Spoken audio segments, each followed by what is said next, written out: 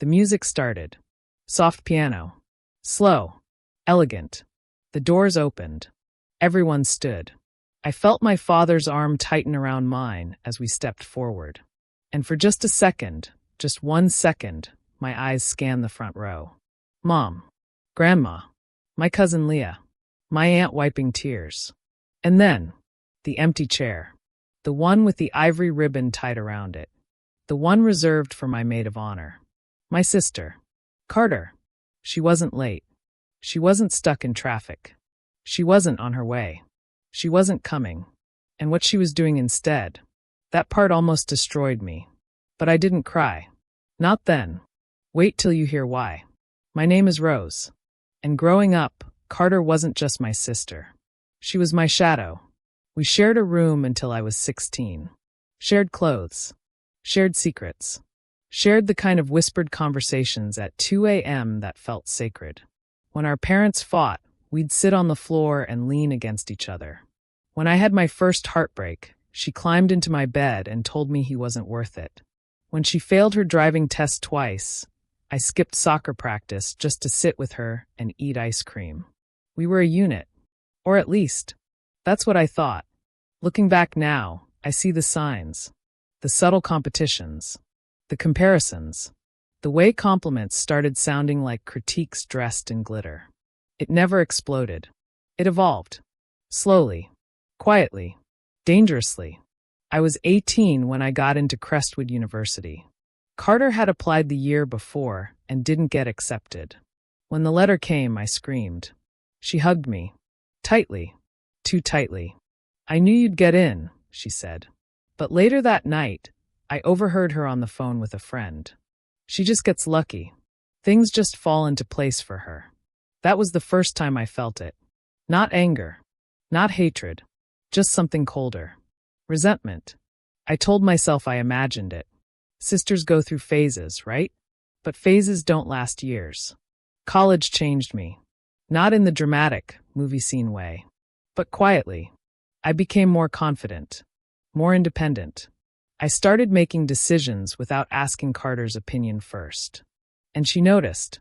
When I got my first internship, she said, "Must be nice." When I posted photos with new friends, she'd comment something passive like, "Guess you forgot about us." When I came home for holidays, she'd interrogate me about everything. Who I was dating, what I was wearing, who I was spending time with. It felt less like curiosity, more like surveillance. But I still defended her. She's just protective. She's just sensitive. She's just going through something. If you've ever made excuses for someone who kept hurting you, comment below. Because sometimes the hardest truth is admitting someone you love resents you. I met Daniel at 26. He wasn't flashy. He wasn't dramatic. He was steady. The kind of man who listened fully. Who asked questions. Who remembered the small details. And for the first time in my life, I felt chosen, not compared. When he proposed, it was raining. We were under the tiny gazebo in Riverside Park. My hair was frizzing. I was laughing because he dropped the ring box. It wasn't cinematic. It was real. I called Carter immediately.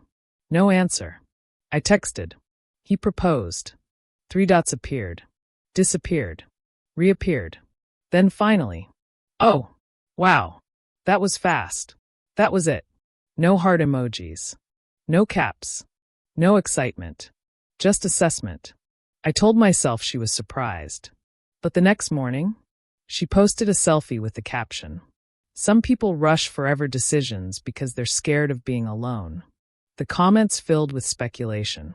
And even though she didn't tag me, everyone knew. Despite everything, I asked her to be my maid of honor. Why? Because I still believed in us. Because I thought maybe the title would bring us back.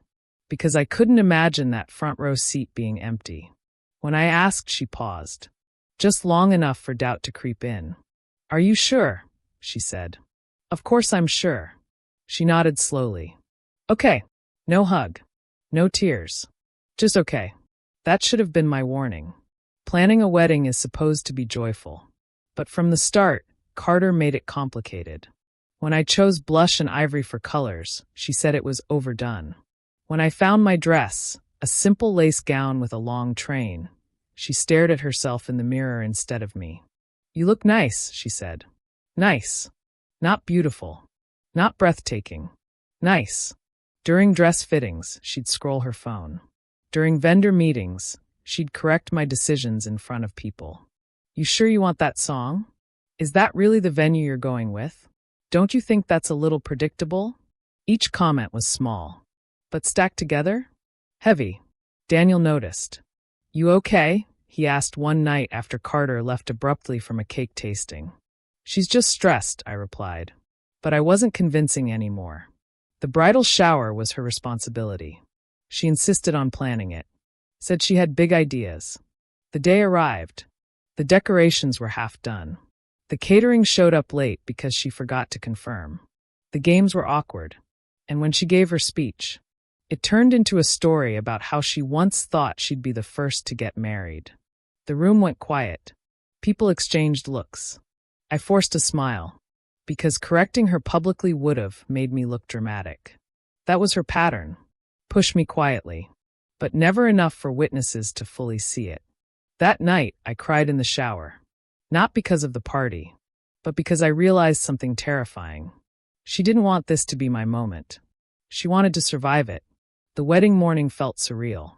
Makeup artists bustling. Laughter echoing. Champagne glasses clinking. Carter wasn't there. "She's probably just running late," Mom said. I checked my phone. Nothing. I called. Voicemail. An hour passed. 2. My cousin Leah walked in holding her phone. Her expression had shifted. "Rose," she whispered. She showed me Carter's Instagram story. A beach. Turquoise water. Sunglasses. A cocktail. Caption. "Protecting my peace." Tagged location. Malibu Coast Resort. I stared at it. Time slowed. The room felt smaller. "She's joking, right?" someone asked. But she wasn't. She had flown out the night before. Without telling anyone. Without telling me. My maid of honor. My sister. Gone. On purpose. I had 10 minutes before the ceremony. 10 minutes to break down. Or decide. I looked at myself in the mirror. White lace. Carefully done makeup. Hands shaking. And suddenly something shifted inside me. Not sadness. Not anger. Resolve. If she wanted to humiliate me, she wouldn't succeed. I wiped my tears. Straightened my shoulders. And when the music started, I walked. Head high. Because I refused to let her absence become the headline of my day. But what happened after the reception? That's where everything truly unraveled. Wait till you hear what she posted next. After the wedding ended and guests left, I checked my phone. Hundreds of notifications. And there it was. A long post from Carter. She claimed she couldn't support a marriage built on competition. She implied I stole happiness. She painted herself as the wounded one. The comments flooded in. Some defended her. Some tagged me. Some asked questions. I felt exposed. But then something else surfaced. Memory. A conversation years ago. A name she once mentioned casually. Daniel. I turned to him slowly. "Did you ever know Carter?" His face changed. And in that pause, I knew. He told me everything. Years before he met me, he had gone on a few dates with Carter. Nothing serious. No spark. No relationship. They drifted apart quickly. He didn't even remember it until I asked. But Carter? She never told me. Never hinted. Never warned me. She just watched. Watched me fall in love with someone she once thought might choose her. And suddenly, every passive comment, every subtle jab, every cold smile, made sense. This wasn't about my wedding. This wasn't about colors or venues. This was about rejection, and pride, and something far more dangerous. Envy. I didn't confront her immediately. I didn't post. I didn't respond. I let her narrative circulate. Because sometimes silence unsettles people more than defense. But 3 months later, an opportunity came. A family anniversary celebration. Everyone would be there, including Carter. And that night, the truth would finally surface. When Daniel told me he'd gone on a few dates with Carter years ago, I didn't react the way he expected. I didn't yell. I didn't accuse him. I just went quiet, not because I was calm, but because everything was rearranging itself in my head. Moments, comments, looks. Suddenly, they weren't random anymore. They were connected, like red strings pulling tight across a board I hadn't realized I was standing in front of. How serious was it? I asked. It wasn't, Daniel said gently. Rose, I promise. It was coffee. 2 dinners. We didn't even, he stopped himself. There was no chemistry. I didn't feel it. She seemed intense. Intense. That word sat heavy. Why didn't you tell me? I didn't think it mattered. I barely remembered until you asked. I believed him. But that wasn't the point. The point was this. Carter remembered. And she watched. She watched me fall for him. She watched him fall for me. She watched the life she thought might be hers become mine. And instead of talking to me, she decided to punish me. Over the next few days, Carter's post gained traction. Family members messaged me privately. Are you okay? Is there something we don't know? She seems really hurt. Hurt. That word again. It was always about her pain. Never about mine. I scrolled through the comments under her post one more time. She's so strong for protecting her peace. Family betrayal hits different. You deserve better than toxic energy. Toxic energy. I almost laughed. Because the irony was suffocating. I considered responding. Typing out the truth. Exposing everything. But something stopped me. If I defended myself publicly, it would turn into spectacle. And Carter thrived on spectacle. So I did the one thing she wouldn't expect. I stayed silent. If you've ever chosen silence instead of defending yourself, comment below. Because sometimes not reacting is the loudest statement. When chaos hits, your mind searches backward. Mine landed on a memory from when I was 13. Carter was 15. We both auditioned for the school play. I got the lead. She didn't. That night, she locked herself in the bathroom for hours. Cried so loudly Mom almost called someone. The next day at school, she told people I only got the role because the drama teacher felt bad for me. I brushed it off. But the pattern was there. When she didn't win, she rewrote the story. Another memory. Senior year. We both liked the same guy. He asked me to prom. Carter told him I was talking to someone else. By the time I found out, it was too late. She said it was a misunderstanding. I forgave her. Because that's what sisters do. Right? Accept forgiveness without accountability becomes permission. And I had been granting it for years. A week after the wedding, I received a message from someone unexpected. It was from Jenna, one of Carter's closest friends. Hey Rose, I feel like you deserve to know something. My stomach dropped. We met at a quiet cafe. Jenna looked nervous. She's been talking about Daniel for years, she said. What do you mean? She always said he was the one who got away. She kept his old photos. She'd check his LinkedIn.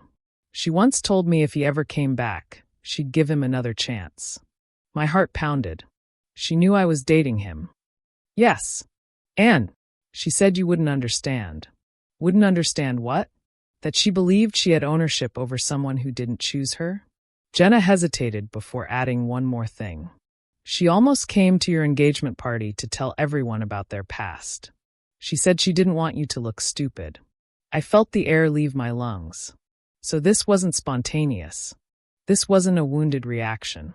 This was premeditated resentment. And suddenly, her absence at my wedding didn't feel impulsive. It felt calculated. I went home that night and sat alone in the living room. Lights off. Just the city glow through the window. Daniel sat beside me. Whatever you want to do, he said quietly. I'll support you. What did I want to do? Expose her? Cut her off? Pretend it didn't matter? Revenge felt tempting. But not in the loud way. Not in a screaming match or public reveal. Something quieter. Something that would shift power without chaos. And then I remembered something. Grandma and Grandpa's 50th anniversary party. 3 months away. The entire extended family would be there. Carter wouldn't miss it. And neither would I. Not this time. Life moved forward on the surface. Daniel and I settled into married life. We painted the guest room, argued over where to hang art, burned dinner once and ordered pizza instead. Normal, peaceful. But underneath, I was watching. Carter tried to contact me twice. Once with a casual, "Hope married life is good." Once with a vague, "We should talk." I didn't respond. Not yet. She needed to feel the silence. Because for once, I wasn't chasing reconciliation. I was choosing dignity. The venue was elegant. Soft gold decorations. Fairy lights across the ceiling. Live jazz band in the corner. Everyone dressed beautifully. Daniel squeezed my hand as we walked in. "You ready?" "I think so." My heart pounded. But not from fear. From anticipation. Then the doors opened again. And there she was. Carter. In a red dress. Always red. Always something bold enough to pull eyes. She scanned the room. Our gazes locked. She looked surprised. Maybe she thought I'd avoid her. I didn't. I walked straight toward her. Calm. Controlled. "Hi," I said. Her smile was tight. "Hi." There was tension thick enough to slice. "We should talk," I said softly. She glanced around, performing composure. "Sure." We stepped outside onto the terrace. Cool night air. City lights flickering below. No audience. No cameras. Just truth waiting to surface.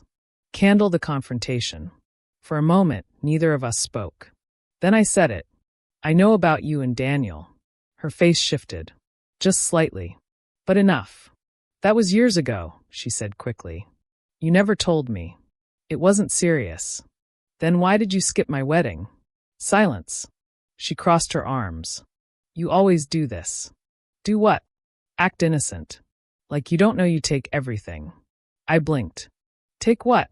"Opportunities. Attention. Love." Her voice cracked. "You always win, Rose." There it was. The belief. The narrative she'd built. "This wasn't a competition," I said quietly. "It always has been." Her eyes were glassy now. "I thought he'd come back. I thought maybe he just needed time. And then you show up and suddenly he's in love. Engaged. Married. So you punished me? You didn't need to flaunt it." "Flaunt it? My wedding. My life. I asked you to stand beside me. And I couldn't. Because she couldn't watch the final confirmation that she wasn't chosen." "Carter," I said softly. "I never wanted to win." She laughed bitterly. "That's easy for you to say." "No. I wanted a sister." That landed. For a second, her mask slipped. And underneath, I didn't see a villain. I saw someone who had built her identity around comparison, who measured love in trophies, who believed affection was scarce. But pain doesn't excuse cruelty. "You humiliated me," I said. "On purpose." She didn't deny it. That was the closest thing to accountability I'd ever seen from her. "You could have told me," I added. "You could have said it hurt. You wouldn't have understood. You never gave me the chance." Silence. The band inside started playing something upbeat. Laughter drifted through the doors. Life continued. But here, on this terrace, everything shifted. I looked at her carefully. And I made my decision. "I forgive you," I said. Her eyes snapped up. "What?" "I forgive you." She frowned. "You're not mad." I was. "But I won't carry this." She looked confused. Almost disappointed. Because she expected a fight. Expected drama. Expected fuel. Instead, I gave her release. But here's what I didn't give her. Access. "I forgive you," I repeated, "but things won't be the same." Her lips trembled slightly. "So that's it. That's it." And I walked back inside. Not victorious. Not smug. Just free. If you've ever realized peace is stronger than revenge, comment below. Because that moment, that was my power shift. I thought that was the end. I really did. But jealousy doesn't dissolve overnight. And Carter, she wasn't done unraveling. 2 weeks later, something happened that would pull everything back into chaos. And this time, it wouldn't stay private. After the anniversary party, I felt lighter. Not happy. Not healed. But lighter. Forgiveness is strange like that. It doesn't erase what happened. It just loosens its grip on your throat. Daniel noticed it first. "You're sleeping better," he said one morning. I think I finally stopped replaying it. The wedding, the empty chair, the beach photo, the confrontation on the terrace. For the first time in months, my mind wasn't stuck in a loop. Carter didn't reach out. Neither did I. There was an unspoken understanding now. Distance. And oddly, it felt healthy. I thought that was the end of the story. I was wrong. It happened on a Tuesday afternoon. I was at work when my phone started buzzing. Not one notification. Not two. Dozens. Instagram tags. Facebook mentions. Text messages. My stomach dropped. There's a specific kind of anxiety that hits when your phone won't stop vibrating. It means something is spreading, and you're not controlling it. I opened Instagram. Carter had posted again. A long caption. A carefully worded one. "I've stayed silent long enough. The truth deserves space." My pulse quickened. She posted screenshots. Old messages. Selective ones. From years ago. Between her and Daniel. Nothing inappropriate. Nothing recent. But framed strategically. She wrote, "Some betrayals are quiet. Some come from people who pretend to love you while taking what was meant for you." The comments exploded. People started tagging me. "Is this about your sister? Wow, family drama? Girl, expose her." I felt heat crawl up my neck. She wasn't done. She had waited. Calculated. And now she wanted a second round. What she did next was worse. She went live. I didn't watch it immediately. I couldn't. But my cousin Leah did. And she called me. "Rose, she's crying." Of course she was. Carter crying on camera was devastatingly convincing. "She's saying you knew. She's saying you pursued him after she told you she loved him." My chest tightened. That's not true. I know. But people don't. The problem with public emotion is this. Whoever speaks first shapes perception. And Carter was very good at speaking first. By the time I watched the replay, thousands had seen it. She never directly insulted me. She just told her version. Carefully curated.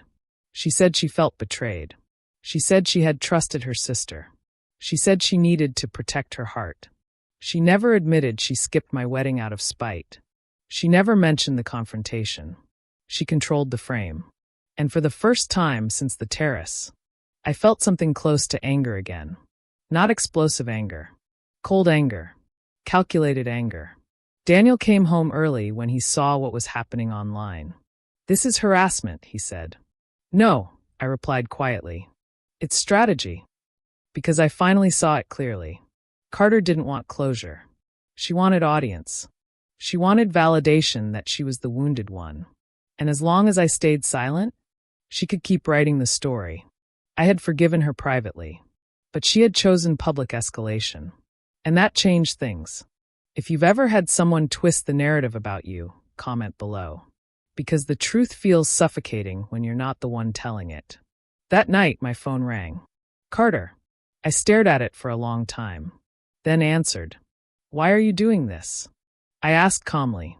She inhaled sharply. "So now you want to talk? You went live. You embarrassed me. I forgave you." "That wasn't forgiveness," she snapped. "That was superiority." That word caught me off guard. "You think you're above this," she continued. "Walking away like you're evolved." I walked away because I don't want war. Well, maybe I do. Silence. There it was. Honesty. "You think exposing old screenshots is going to what?" I asked. "Undo my marriage? I just want people to know who you really are." "And who is that?" "The girl who takes what's mine." I closed my eyes. This wasn't about Daniel anymore. This was about identity. She had decided I was the thief in her story. And no amount of calm logic could change a narrative someone needed to survive. Candle the line I drew. "Listen carefully," I said. "I never knew you loved him. You should've. I'm not a mind reader. You always pretend you don't see it." I let that sit. "Carter," I said softly, "you need help." She laughed bitterly. There it is. The condescending tone. "I'm serious. You're unbelievable." "No. I'm done." The silence that followed was different. Heavy. Real. I'm done letting you distort reality, I continued. If you keep doing this publicly, I will respond publicly. She went quiet. Because that was new. I had never threatened exposure. I had never defended myself aggressively. I have nothing to hide, she said finally. Neither do I. And I hung up. My hands were shaking. Not from fear, but from adrenaline. Because for the first time, I wasn't retreating. The next morning, a blogger picked up the story. Wedding sister betrayal drama goes viral. I felt sick reading it. They framed it as entertainment, as spectacle, as gossip. People I didn't even know were analyzing my marriage in comment sections. Daniel's co-workers started asking questions. My inbox filled with strangers offering opinions. That's when I realized something important. Silence wasn't protecting me anymore. It was enabling distortion. And for the first time in my life, I decided to speak. But not emotionally. Strategically. I didn't go live immediately. I waited 48 hours. Let curiosity build. Let her narrative peak. Then I posted a single photo. From my wedding. The empty chair visible in the front row. Caption. I never competed with my sister. I invited her to stand beside me. She chose not to. I forgave her privately. I won't defend myself endlessly.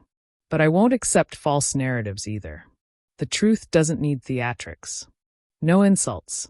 No screenshots. No rage. Just clarity. The internet split.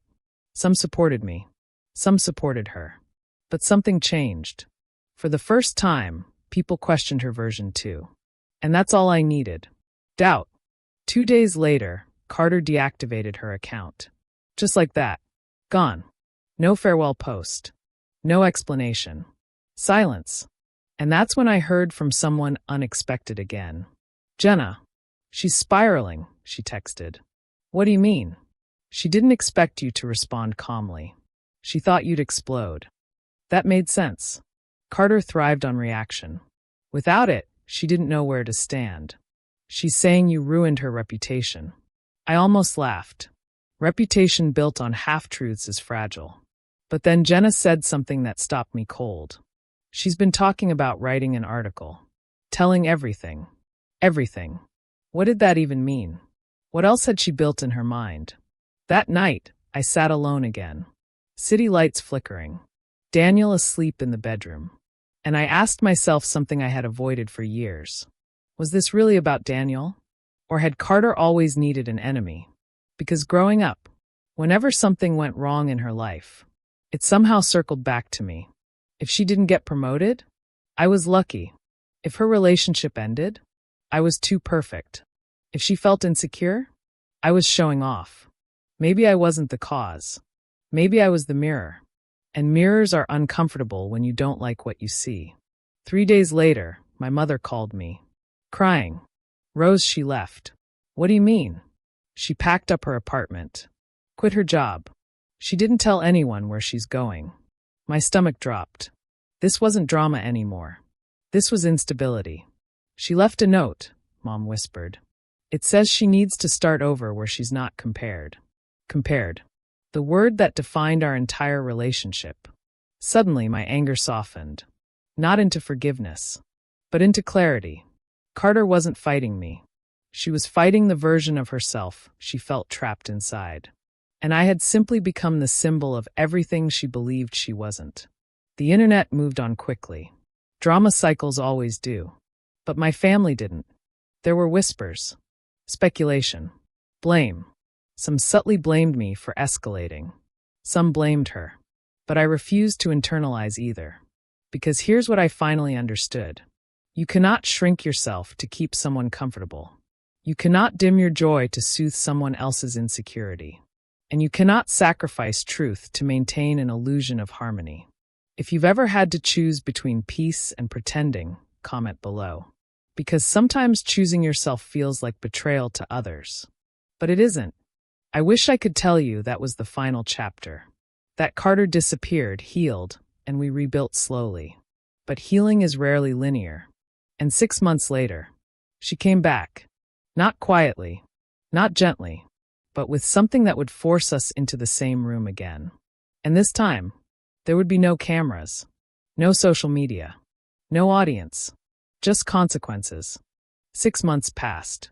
Long enough for the internet to forget. Long enough for gossip to settle. Long enough for me to almost believe the storm was over. Daniel and I found rhythm again. Sunday grocery runs. Late-night movies. Arguments about nothing important. Peace. Real peace. But peace after chaos always feels fragile. Like glass you're afraid to touch too hard. And then one night my phone rang. Unknown number. I almost didn't answer. But something in my chest tightened before I even said hello. Rose. Her voice. Smaller. Not sharp. Not defensive. Just tired. Carter. For a moment I didn't speak. I hadn't heard her voice in half a year. Not on social media. Not through family updates. Silence. I know you probably don't want to hear from me, she said. There was no edge in it. No sarcasm. Just uncertainty. I'm listening, I replied carefully. Another pause. I'm back. Back. Such a simple word. But it carried weight. Back where? In town. I closed my eyes. The city suddenly felt smaller. When did you get here? Last week. You didn't tell anyone. I know. Her breathing was uneven. Not dramatic. Not performative. Just uneven. And that's when I noticed something. She wasn't calling to argue. She wasn't calling to defend herself. She was calling because something had shifted. I need to see you, she said. The old version of me would have said yes immediately. The wounded version might have said no. But this version? The one who learned boundaries?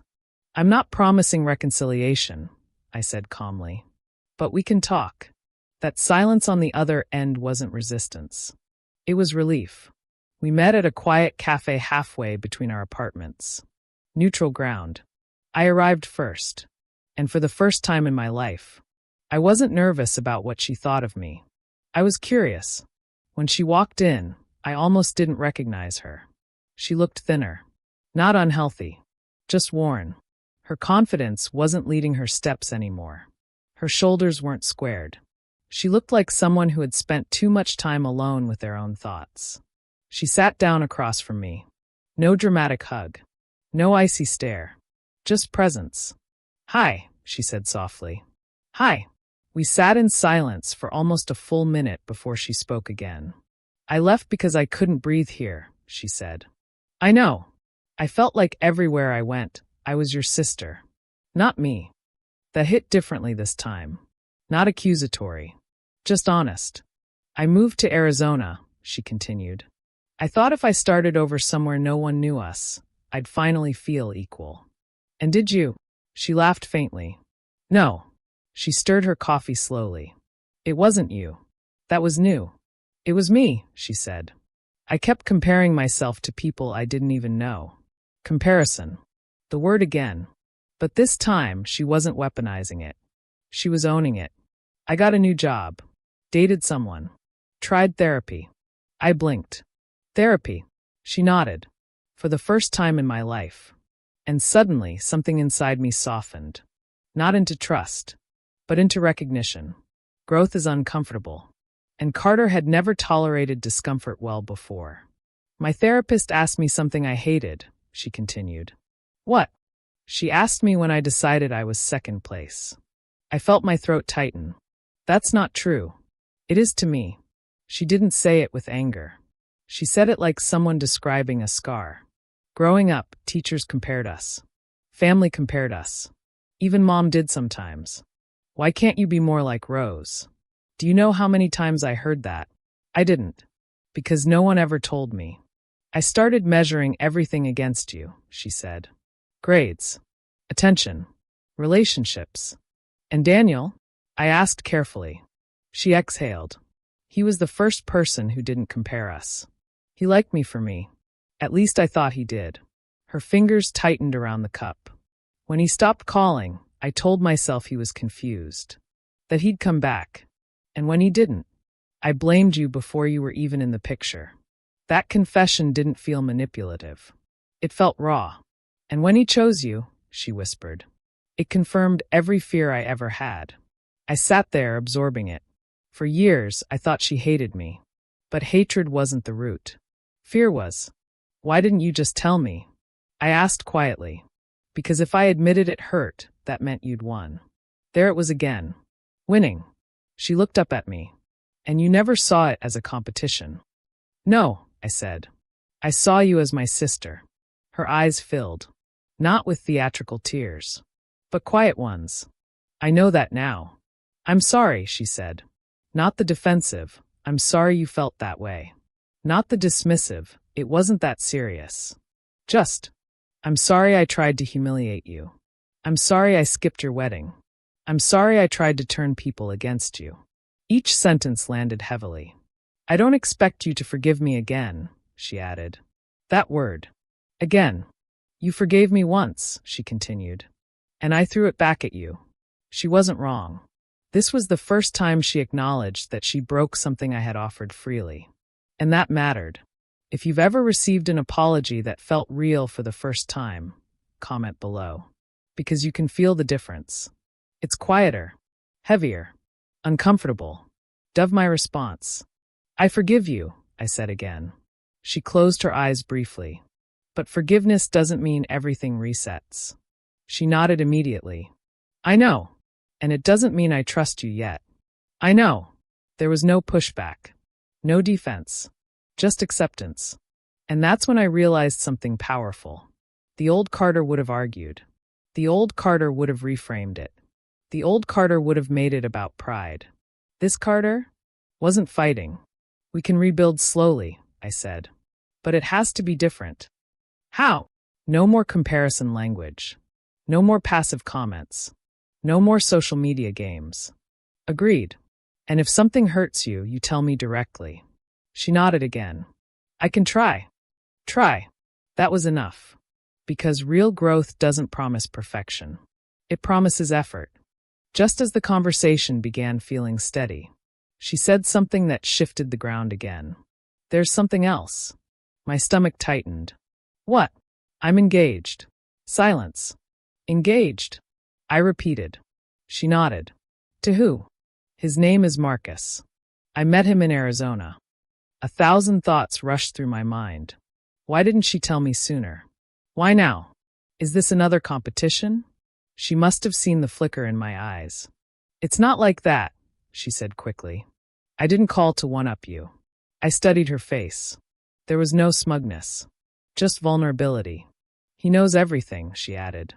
About us. About what I did. And, he said if I don't fix my relationship with you before we get married, it'll follow us forever. Marcus. I didn't know him, but I respected that sentence. She wants to invite you, she said softly. But I told him that's your decision. Her wedding. The irony wasn't lost on either of us. The sister who skipped mine, now inviting me to hers. And suddenly, the real test wasn't hers. It was mine. I don't want revenge, she said carefully. I don't want you to feel what I made you feel. She swallowed. But I do want a chance to show up. Show up.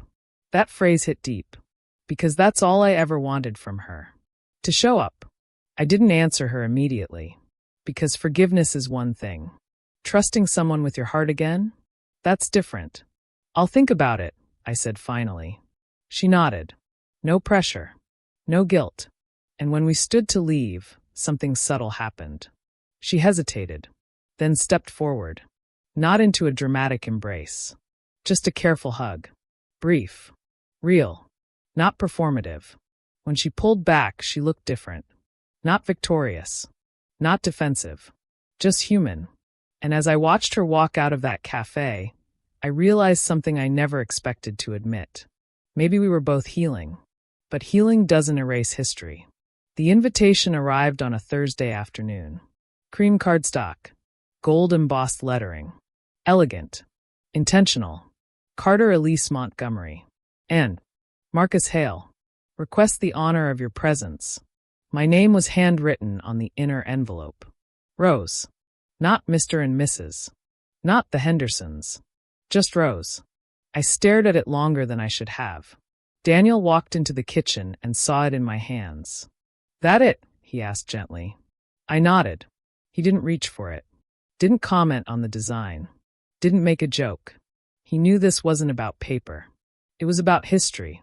The moment I held her wedding invitation, I saw my empty chair again. Ivory ribbon. Front row. Vacant. I had spent months convincing myself I was past that image. But trauma is strange. It waits. Quietly. For triggers. And this? This was one. I imagined sitting in her front row, watching her walk down the aisle, smiling, clapping, celebrating. Could I do it without bitterness? Without comparison? Without the whisper in my head saying, she didn't show up for you. If you've ever been asked to show grace to someone who hurt you deeply, comment below. Because grace is beautiful in theory, but heavy in reality. That night, we sat on the couch in silence. The invitation on the coffee table between us. You don't have to go, Daniel said. I know. And if you do go, you don't have to perform happiness. I know. He paused. But what do you want? That question lingered. What did I want? Revenge? No. Distance? Maybe. Closure? Possibly. But beneath all of it, I wanted proof. Proof that I had actually healed. Not just intellectually, but emotionally. Because it's easy to forgive someone when you're not standing in the same room as their joy. It's harder when you are. I think I need to go, I said finally. Daniel studied my face. For her? No. I looked at the invitation again. For me? I called Carter 2 days later. She answered on the second ring. Hi, she said cautiously. I got the invitation. Silence. Okay. I'm coming. The exhale on the other end was immediate. Soft. Relieved. Thank you, she whispered. But then I added something. I'm not coming to prove anything. I'm coming because I choose to. I understand. And I won't be your maid of honor. She paused. I wasn't going to ask. There was no bitterness in that. Just honesty. I'd like you there as my sister, she said. That word felt different now. Not competitive. Not loaded. Just hopeful. The wedding was scheduled for early spring. For months away. In that time, something unexpected happened. Carter didn't overshare. Didn't flood social media. Didn't make passive comments. She kept things quiet. Intentional. When we spoke, conversations were normal. Surface level at first. Then slowly deeper. She told me about Marcus. How he proposed on a hiking trail at sunset. How he asked her to go to therapy with him once before accepting the engagement. That surprised me. Why? I asked. He said he doesn't marry chaos. I almost smiled. Smart man. She laughed lightly. I agreed. That was new too. Agreement without defensiveness. 2 nights before the ceremony, there was a small family dinner. I debated going, but avoidance wasn't growth. So Daniel and I showed up. The restaurant was intimate. Warm lighting. Soft music. Carter looked nervous when she saw me. Not hostile. Not guarded. Nervous. Marcus stood beside her. Tall. Calm. Observant eyes. He shook Daniel's hand first. Then turned to me. I've heard a lot about you, he said carefully. Good things, I hope. He smiled slightly. Honest things. I appreciated that. During dinner, I watched Carter closely. Not with suspicion. With awareness. She didn't interrupt me when I spoke. Didn't redirect conversations to herself.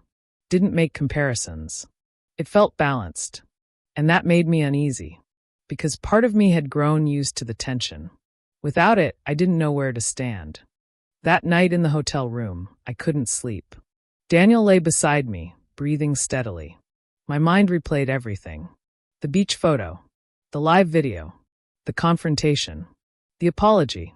The invitation. I realized something quietly terrifying. If this wedding went smoothly, if she was happy, if she had changed, then I would have to let go of the version of her I'd built as the villain. And holding on to villains is easier than accepting complexity. Because villains are simple. Healing isn't. The next afternoon, the venue was stunning. An outdoor garden surrounded by tall trees. White chairs lined in neat rows. soft instrumental music floating through the air. And there it was, the front row. 2 seats reserved. One labeled family. My chest tightened. I sat down slowly. Daniel squeezed my hand. You okay? Yeah. But inside, something was shifting. Not anger.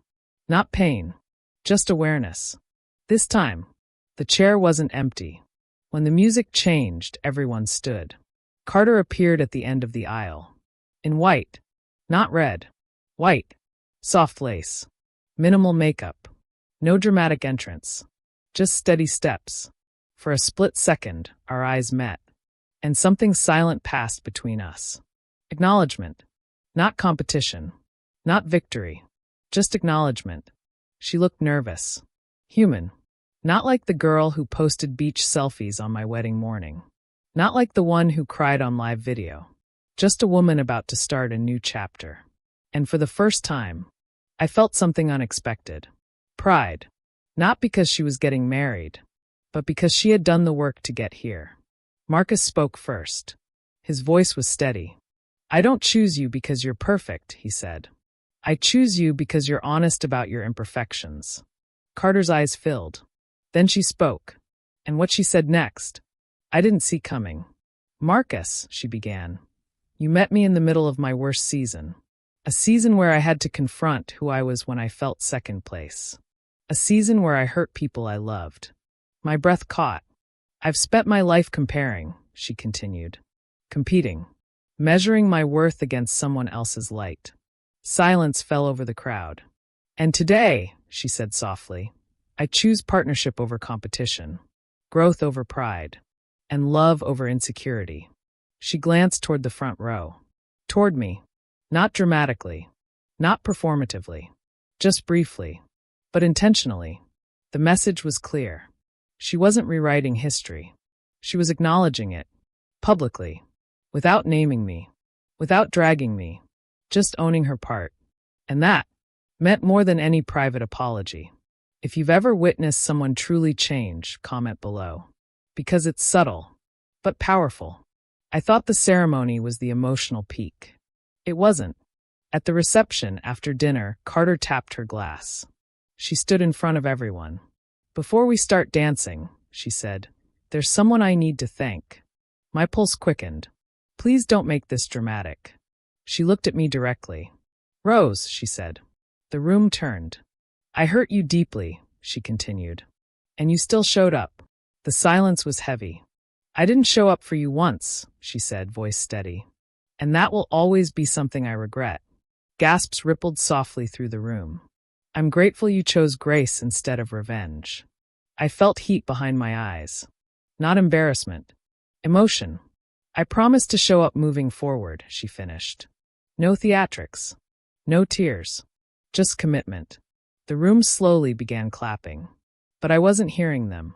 Because in that moment, the past loosened its grip completely.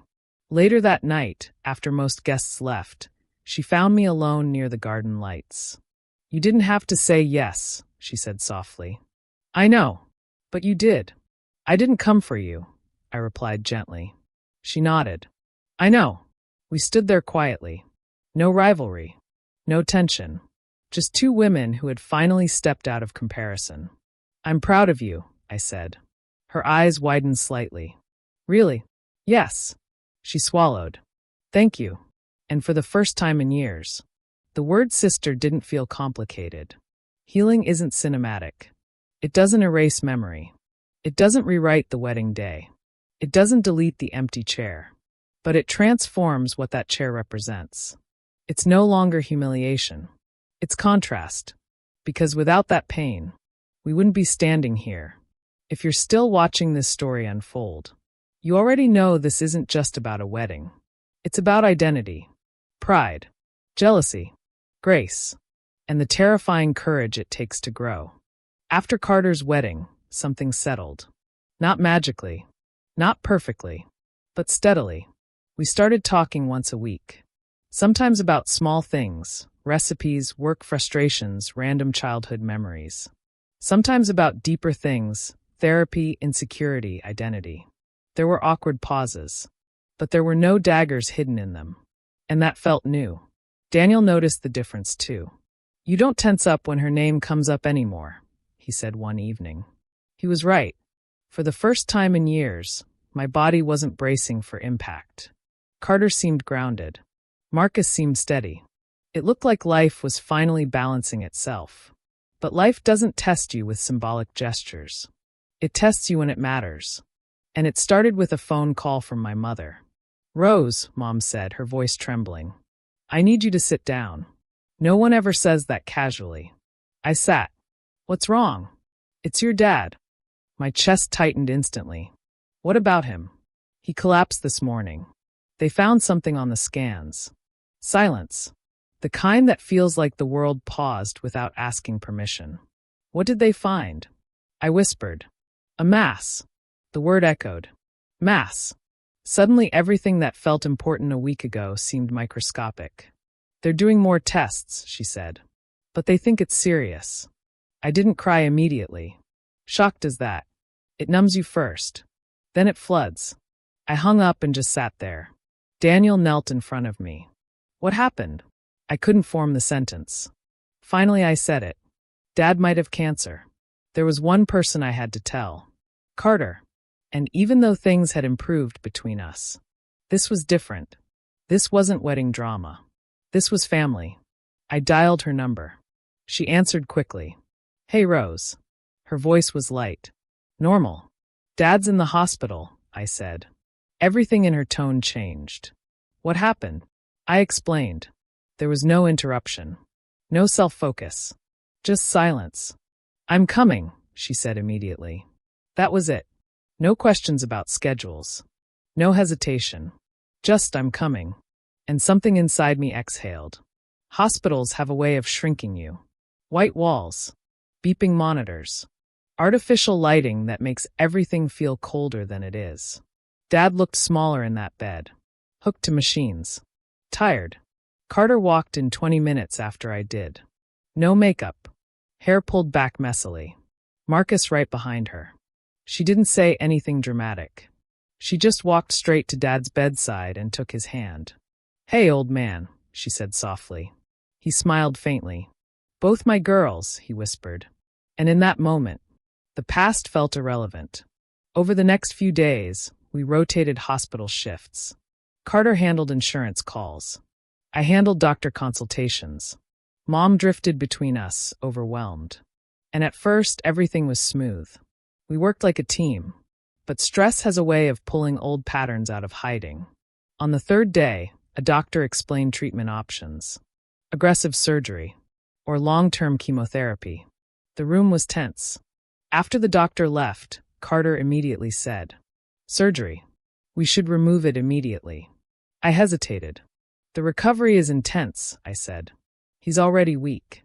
"You're not a doctor," she snapped instinctively. There it was. The tone. Sharp. Competitive. I felt it rise in my chest too. "I'm looking at long-term impact," I replied carefully. "You're overthinking. And you're reacting emotionally." The air shifted. The old rhythm trying to return. Marcus quietly stepped in. "Maybe we ask Dad what he wants." Silence. Of course. We were starting to fight for control. Again. Just in a different context. Carter caught herself. I saw it happen. She inhaled slowly. "You're right," she said. "Let's ask him." And just like that, she broke the cycle. Not me. Her. That mattered. That night, it was just me and Carter in the room. Dad was awake. Weak but alert. "Are you two fighting?" he asked softly. We both shook our heads. He smiled faintly. "Good." He looked between us. "I've spent my life watching you both measure yourselves against each other." My throat tightened. "We didn't mean to," I whispered. "I know." He squeezed our hands. "I don't want my illness to become another competition." The words hit hard. Because that's exactly what almost happened. "I don't care what decision you make," he continued. "As long as you make it together." Together. That word felt heavier than forgiveness. After hours of discussion, research, and finally asking Dad directly, he chose surgery. And this time we stood united. Carter didn't bulldoze. I didn't retreat. We discussed risks calmly. For the first time in our lives, we weren't trying to win the argument. We were trying to protect someone else. And that shift was real growth. If you've ever had a crisis test your relationships, comment below. Because pressure reveals everything. The day of surgery was brutal. 7 hours. 7 hours of pacing, staring at clocks, replaying worst-case scenarios. At one point, Carter sat beside me in silence. Then she said quietly, "I used to think if I wasn't first, I was nothing." I looked at her. "Therapy?" I asked. She nodded slightly. "I tied my worth to outcomes." I swallowed. "I tied mine to peacekeeping." She looked surprised. "You did?" "Yes. I always thought you were just confident." I almost laughed. I was terrified of conflict. We both sat with that. 2 coping mechanisms. Both flawed. Both learned. And suddenly I realized something. We weren't opposites. We were mirrors shaped differently. When the surgeon finally walked in, time slowed. The surgery was successful. Relief crashed through us like a wave. Not permanent relief. Not certainty. But hope. And in that moment, Carter grabbed my hand tightly. Not because she needed to win, but because she needed to hold on. And I held back. Not because I was obligated, but because I wanted to. Recovery was slow. Messy. Emotional. Dad was irritable. Mom exhausted. And that's when the real test of loyalty came. Bills piled up. Time off work became complicated. Someone needed to move back home temporarily.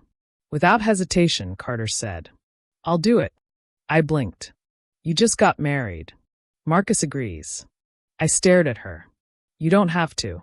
"I know." And that's when I realized something fully. She wasn't performing redemption. She was living it. One evening, weeks later, I came by the house to bring groceries. Carter was sitting at the kitchen table alone. Head down. Tired. "You okay?" I asked. She nodded slowly. "This is harder than I thought." "You don't have to prove anything," I said gently. "I'm not trying to." She looked up. "I just don't want to run anymore." That sentence hit deeper than any apology. Because running had always been her pattern. And staying? That was new. Months passed. Dad slowly regained strength. Carter balanced marriage and caregiving. I visited often. And somewhere in the middle of hospital visits and grocery lists, our relationship normalized. Not dramatic. Not perfect. But steady. The competition faded. Not because we erased it, but because we stopped feeding it. And then one night, Dad said something that made us both freeze. "You know," he said quietly, "I always worried one of you would disappear from the other's life." Carter and I exchanged a look. "We almost did," she admitted. He smiled softly. "But you didn't." "No, we didn't.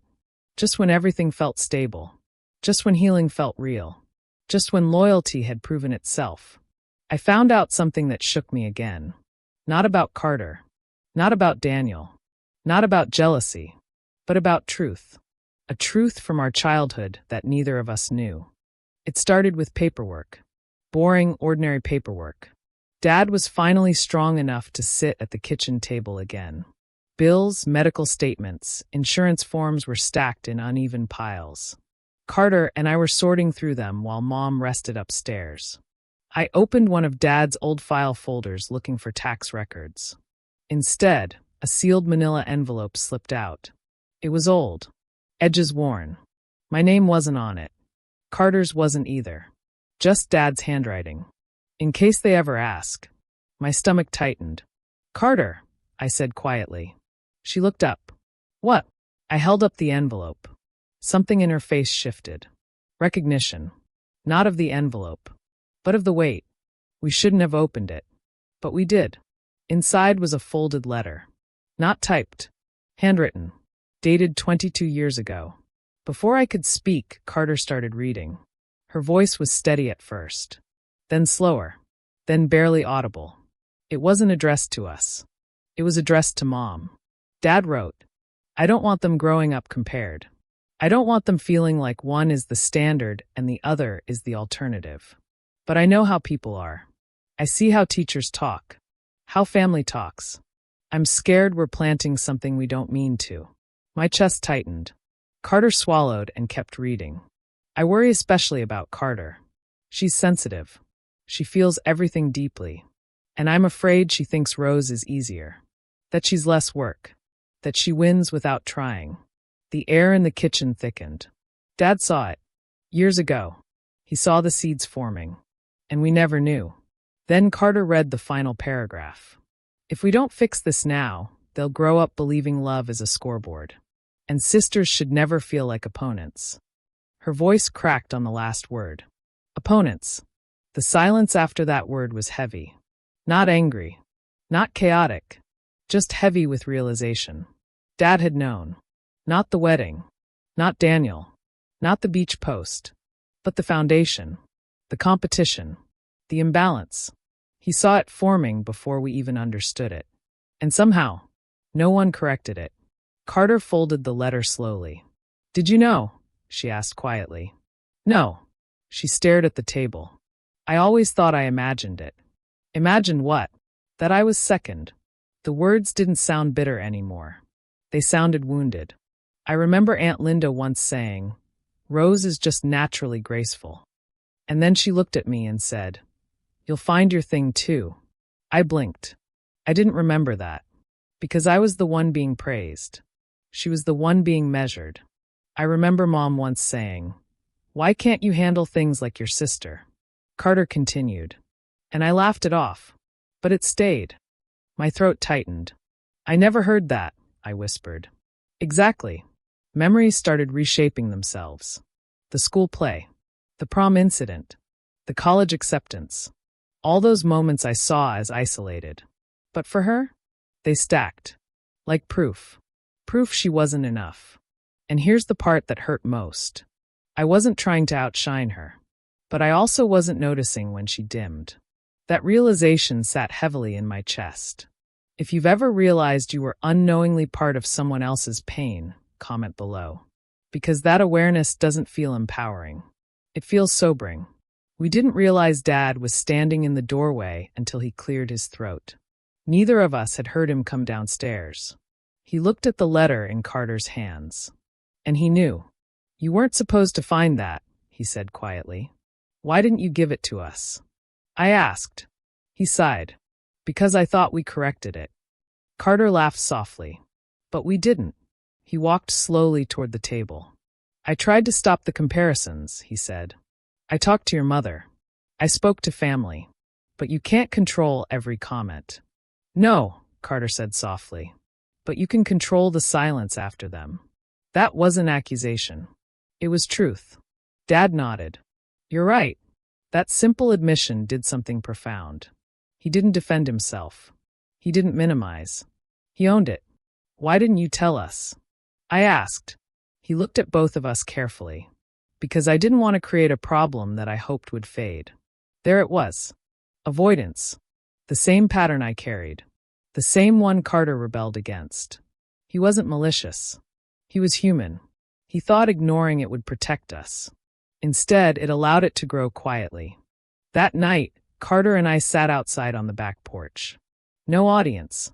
No tension. Just history.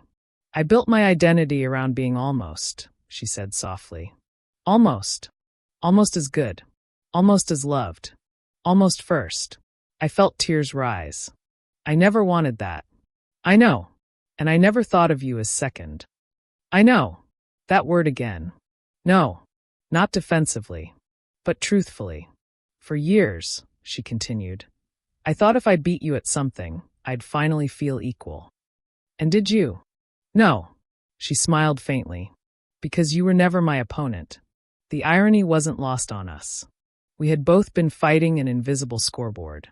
One trying to maintain peace. The other trying to level it. And neither of us realized the scoreboard was imaginary. I need to admit something else, Carter said quietly. My stomach tightened. What? It wasn't just that he chose you. I waited. It was that you didn't chase him. You weren't trying to win. That caught me off guard. I wasn't competing. I know. That's what hurt. She laughed softly. You just existed. And he gravitated toward you. I sat with that. For years, I thought I had done something wrong. But sometimes, someone else's insecurity attaches itself to your normalcy. And that's not your burden to carry. Over the next few weeks, something fundamental shifted between us. Not because of apologies, not because of weddings, but because we finally understood the root. Comparison planted early, reinforced quietly, allowed to grow. And once we named it, it lost power. One evening, Carter said something that stayed with me. You know what therapy taught me? What? You were never my competition. You were my measuring stick. And that wasn't fair to either of us. I swallowed. Because she was right. It wasn't fair. A month later, something subtle happened. I received a promotion at work. A big one. The kind that once would have triggered something in her. I hesitated before telling her. Old reflex. But I called her anyway. I have news, I said. What? I got promoted. Silence. A breath. Then. That's amazing. I'm proud of you. No tension. No edge. No passive undertone. Just pride. And for the first time, I believed it. If you've ever experienced someone genuinely celebrate you after years of tension, comment below. Because that moment, it heals things you didn't know were still broken. We can't rewrite childhood. We can't erase the empty chair. We can't undo the live video. But we can choose what happens next. Dad's recovery brought us closer. Marcus became part of the family fully. Daniel and Carter built a respectful distance without awkwardness. And slowly, the narrative shifted. Not from rivalry to perfection, but from rivalry to understanding. Healing doesn't mean you never feel triggered again. Sometimes I still see that empty chair. Sometimes Carter still flinches at praise directed at me. But now, we name it. We don't weaponize it. And that makes all the difference. Looking back at the day she skipped my wedding, I used to see betrayal. Now, I see someone drowning in insecurity. That doesn't excuse what she did, but it explains it. An explanation creates space for growth. If you're still watching this unfold, you already know this isn't about revenge anymore. It's about breaking cycles. It had been a year since Carter's wedding. Almost 2 since mine. Dad's health stabilized. Not perfect, but stable enough to laugh loudly at family dinners again. Mom looked lighter. Marcus blended into the family naturally. Daniel and I were stronger than ever. And Carter? Carter was different. Not softer. Not weaker. Just steadier. But life has a way of presenting one final test. Not dramatic. Not loud. But symbolic. And ours came in the form of a baby shower. Carter called me on a Sunday morning. I have something to tell you, she said. Her voice carried a different kind of energy. Not defensive. Not competitive. Vulnerable. I'm pregnant. For a moment, I couldn't speak. Not because of jealousy, but because of the weight of it. A new generation. A new chance. That's incredible, I said finally, and I meant it. She exhaled in relief. I was scared to tell you. Why? I didn't want it to feel like a race. That word again. Race. It had shaped so much of our past. It doesn't, I said gently. And this time, it truly didn't. A month later, she asked me something that stopped me cold. I want you to help plan the baby shower. Silence. Not because I didn't want to, but because of what that represented. Trust. Visibility. Presence. You're sure? I asked. Yes. No hesitation. No pride. Just certainty. And suddenly I realized something powerful. This wasn't about showing up to prove I was healed. This was about being chosen to show up.